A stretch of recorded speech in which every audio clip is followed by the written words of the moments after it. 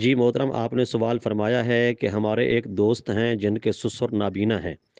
वो अपने ससुर को ज़कात की रकम देना चाहते हैं। आया कि शरई एतबार से दे सकते हैं या नहीं? इस बारे में हुक्म शरा क्या है?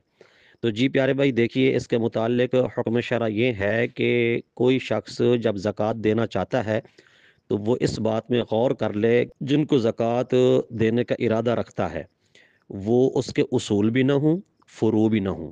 उसूल से मुराद ये है कि जैसे उसके माँ बाप, फिर उसका दादा दादी, नाना नानी, इसी तरह ऊपर की तरफ चलते चले जाएं, ये उसूल कहलाते हैं।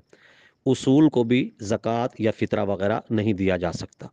और जिनको ज़कात दे रहा है वो उसके फ़ुरू भी ना हों।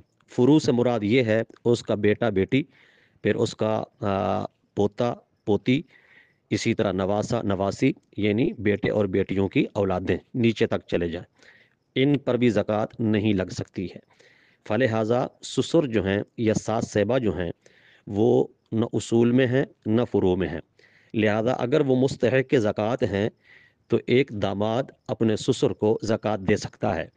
रही ये बात कि वो नाबीना हैं तो उनको ज़कात दी जा सकती है या नहीं? याद रहे, किसी का नाबीना होना उसके मालिक निसाब होने के मुनाफी नहीं है।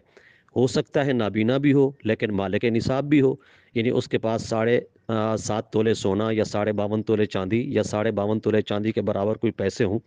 लिहाजा ऐसी सूरत हाल में अगर वो मालिक निसाब है, भले नाबीना है, उसको ज़कात नहीं लगेगी।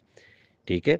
अगर वो मालिक निसाब नहीं है, मुस्तहिक है, फ़कीर मिस्कीन की तारीफ में आता है, यानी 52.5 तोले चांदी के बराबर उसके पास पैसे भी नहीं है, कोई इजाफी घर के ज़रूरी जो मामलात होते हैं उससे इजाफी नहीं है, तो उस पर ज़कात लग सकती है। ससुर को या सास को ज़कात देना जायज़ है।